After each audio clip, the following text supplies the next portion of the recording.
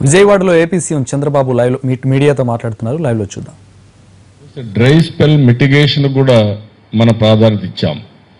1,00,000 ఎకరాలు ఒక రోజు ఎక్కడైతే వర్షం పడకుండా పంట ఎండిపోతా ఉంటే ఆ పంట కాపాడడానికి మనం 1,00,000 ఎకరాలు కెపాసిటీ ఈ యొక్క మొబైల్ రెయిన్ గన్ ద్వారా మొబైల్ స్ప్రింక్లర్ ద్వారా పంట కాపాడుతున్నాం. దానికి కూడా ప్రాధాన్యత ఇచ్చాం. అదే మరి ఈరోజు మేజర్ మీడియం ఇరిగేషన్లో వాటర్ యూజర్స్ అసోసియేషన్స్ నియర్లీ 3,000 ఉన్నాయి. నేను 3,000కు ఆ కాలువల్లో మీటర్లు పెట్టమన్నాం. అంటే ఎవరెవరికి నీళ్లు కొరత లేకుండా నీళ్లు ఇచ్చే అవకాశం వస్తుంది. ఆ నీళ్లన్నీ కూడా మనం ఎక్కడికక్కడ తీసుకుపోయే పరిస్థితి వస్తుంది. అదే మరిగా మనం ఇచ్చిన నీళ్లు సమర్థవంతంగా సాగునీటి సంఘాలు ఉపయోగించుకునే పరిస్థితి వస్తుంది. చివరి భూములకు నీళ్లు వెళ్ళాలి. నీళ్లు అనేటివి ఎక్కడికక్కడ పైన ఉండేవాళ్ళు వాడుకొని కింది వాళ్ళకి పోనీయకుండా కరెక్ట్ కాదు. రాష్ట్రంలో ప్రతి ఒక్క ఎకరా పంట పండించాలి. అవి కూడా 3,000 సాగునీటి సంఘాలకి మీటర్లు పెట్టమన్నాం. అది కూడా పెడతారు. అది పెడితే ఎక్కడ నీటి ఆడ నుంచి మనకు ఐడియా వచ్చేస్తుంది. ఇక్కడ కూర్చొని విజయవాడ ఆఫీసులో కూర్చొని ఏ కాలువకు నీళ్లు పోలేదో ఇక్కడి నుంచి మానిటర్ చేసే పరిస్థితి వస్తుంది. అక్కడుండే లస్కర్స్ కానీ అక్కడ పనిచేసే వ్యక్తులు కానీ సాగునీటి సంఘం కానీ ఎంత సమర్థవంతంగా పనిచేసే అవకాశం కూడా వస్తుంది. ఇది కాకుండా ఫ్లడ్ మేనేజ్మెంట్ కూడా ఇది ఉపయోగపడుతుంది. ఎక్కడెక్కడ ఎంత వర్షం పడతా ఉంది, ఏ చెరువులో ఎన్ని నీళ్లు ఉన్నాయి, అక్కడ సర్ప్లస్ వాటర్ వస్తే ఆ వాటర్ ఏ స్ట్రీమ్లోకి వెళ్తుంది, అది ఎక్కడ ఏ కాలువలో కలుస్తుంది, ఏ నదిలో కలుస్తుంది, మొత్తం ఇన్ఫర్మేషన్ వస్తుంది. అప్పుడు ప్రికాషనరీగా ఫ్లడ్ మేనేజ్మెంట్ కోసం ముందుగానే అడ్వాన్స్ వాటర్ రిలీజ్ చేయడం, లేకుంటే రిలీజ్ చేసినప్పుడు ఏ ఏరియాలో లోతట్టు ఏరియాలు ఉంటే ముందు అలర్ట్ చేయడం, ఇవన్నిటికి ఉపయోగపడుతుంది. ఇలాంటి వినూత్నమైన కార్యక్రమాలన్నీ కూడా ఈరోజు ప్రాధాన్యత ఇచ్చాం. కరెక్ట్గా మళ్ళీ మీరు చూస్తే వాటర్ని అండర్ గ్రౌండ్లో సర్ఫేస్లో ఉండే నీటిని మెజర్ చేయడమే కాకుండా భూమికి ఉండే తేమ కూడా తీసుకొని ఎంత వాటర్ అవసరమో దాన్ని కూడా క్యాలిక్యులేట్ చేసే మెకానిజం ఉంది. అలాంటివన్నీ కూడా వర్కౌట్ చేస్తున్నాం.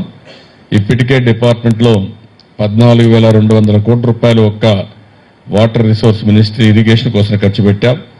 ఇది కాకుండా పెద్ద ఎత్తున నరేగా ఫండ్స్ కూడా ఖర్చు పెట్టాం. ఇందులో ఇరిగేషన్ డిపార్ట్మెంట్ నీరు చెట్టు కూడా పెద్ద ఎత్తున చేశాం.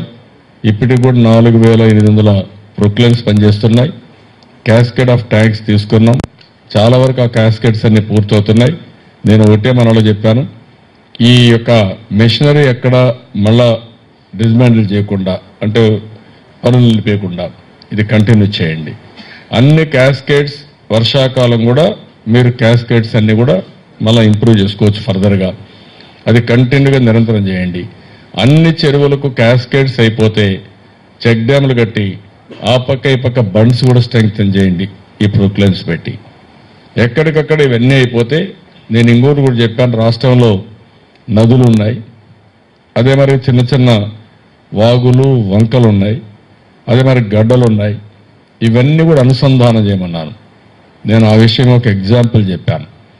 ఈరోజు ప్రకాశం బ్యారేజ్ ఉంది. ఈ ప్రకాశం బ్యారేజ్కి పైన పులిచింతల, దానిపైన నాగార్జున సాగర్, దానిపైన శ్రీశైలం. ఈ ప్రకాశం బ్యారేజ్కి నీళ్లు వచ్చేది పోలవరం పైన సీలేరు. అంటే 5 రిసోర్సెస్ ద్వారా దీని నీళ్లు వస్తాయి. అదే మరిగా ఈరోజు ధవళేశ్వరం బ్యారేజ్కి మనం అనుకున్న ప్రకారం సీలేరు, అదే మరిగా పోలవరం నుంచి నీళ్లు వస్తాయి. రేపు రాబోయే రోజుల్లో ఈ కృష్ణా నది నుంచి సోమశిలకు నీళ్లు తీసుకుపోతే అంటే కృష్ణా పెన్నా 2 లింక్ చేస్తాం.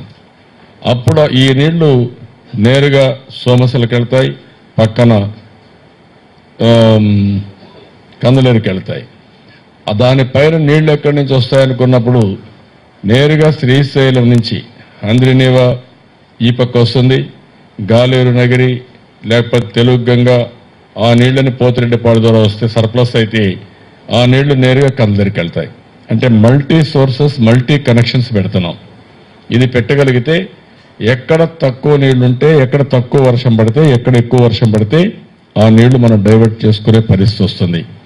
అదే మరి అన్ని జిల్లాల్లో అన్ని ప్రాంతాల్లో స్మార్ట్ వాటర్ మేనేజ్మెంట్ గ్రిడ్స్ తయారు చేయమంటున్నాం. పవర్ ఎట్టయితే మనం తయారు చేసుకుంటున్నామో పవర్ ఎక్కడో ఉత్పత్తి అవుతుంది, కానీ అది మొత్తం దేశం కానీ విదేశాలకు కానీ మన ఊరికి కానీ కనెక్ట్ చేసుకుంటాం. ఆ పవర్ మనకు వస్తుంది. ఒక ఊర్లో ఫెయిల్ అయితే పక్కన ఆల్టర్నేటివ్ లైన్ తీసుకొని మళ్ళీ పవర్ తీసుకుంటాం. అంటే దీన్ని బట్టి మనకు పవర్ ఎక్కడో జనరేట్ అవుతుంది, కానీ అందరికి అందుబాటులో పెడతాం. రాష్ట్రం మొత్తం వాటర్ ఎక్కడ సర్ప్లస్ వచ్చినా ఆ వాటర్ని అన్ని ప్రాంతాలకి అనుసంధానం చేయడం కోసం ఒకటి గ్రావిటీ, రెండోది లిఫ్ట్, ఈ రెండు పెట్టి కాస్ట్ ఎఫెక్టివ్గా తక్కువ ఖర్చుతో చేయాలని ఆదేశాలు ఇచ్చాం. దానికి కూడా మన వాళ్ళు వర్కౌట్ చేస్తున్నారు.